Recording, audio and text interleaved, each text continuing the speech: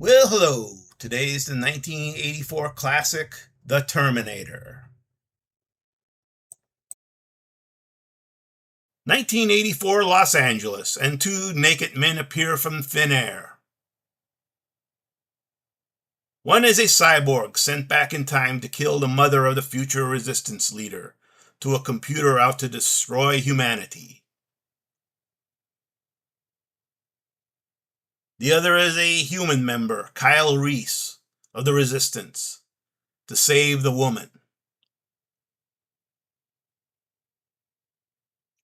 Sarah Connor, the young woman, is the target of the Terminator and the mother of the future resistance leader.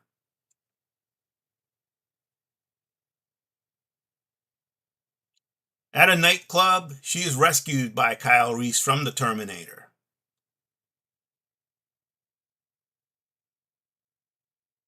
A car chase follows where Sarah and Kyle are arrested by the police.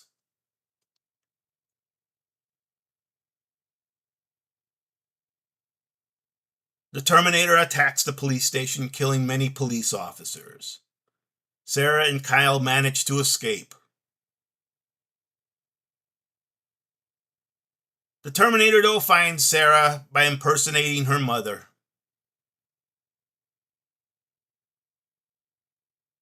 Kyle and Sarah flee the Terminator, who hijacks a tanker truck, and the explosion strips it of its organic disguise. Kyle is killed fighting the Terminator.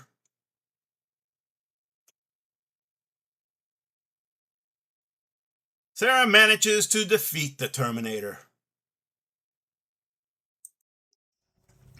So this 1984 movie has a very sentimental value for me because I saw it on my 16th birthday. And, it was a fun birthday. My dad picked me up after school. I took my driver's test and got my driver's license. And, went out to dinner. And I also got a present, a brand new VCR.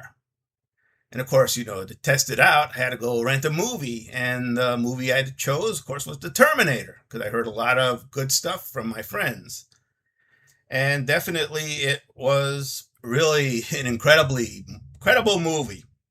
It was done by James Cameron, who said he had like a fever dream while making Piranha 2 and wrote it with a friend. And, it was basically going to be a very, kind of small budget movie.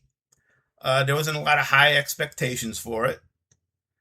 They originally wanted Schwarzenegger to play the part of Kyle Reese, but he was more interested in actually the Terminator and got to.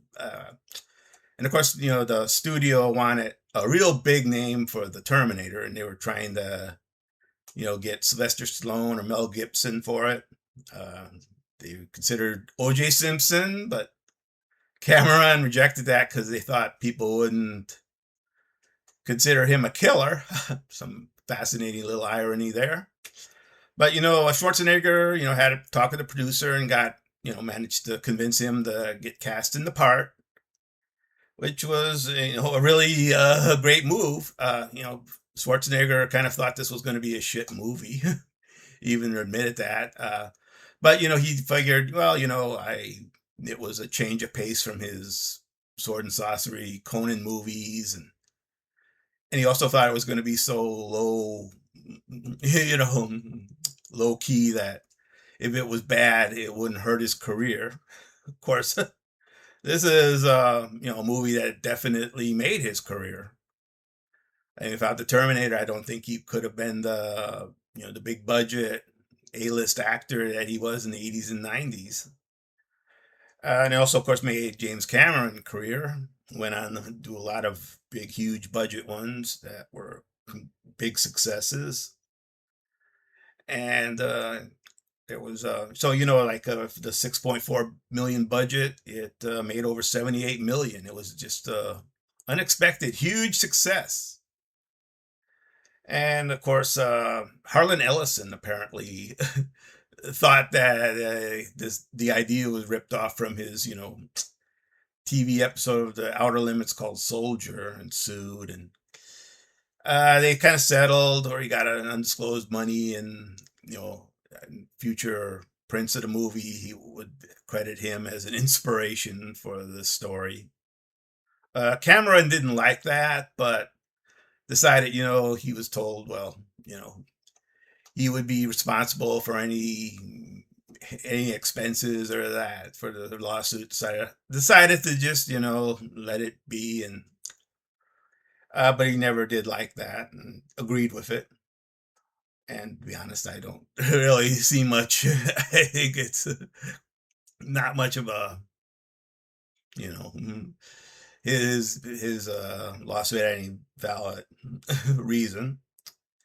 But of course, this was a huge success. It had 5 sequels made, including the huge Terminator 2 one, and had a TV series, and it also had a lot of comic books done. Mostly, the best of them were the Dark Horse comics from the '90s, and they were really excellent comics.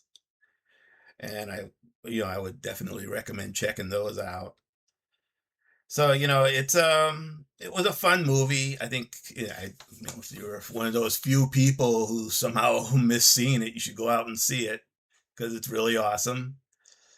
And, if you've stuck with me this long, I thank you. You're a unique individual.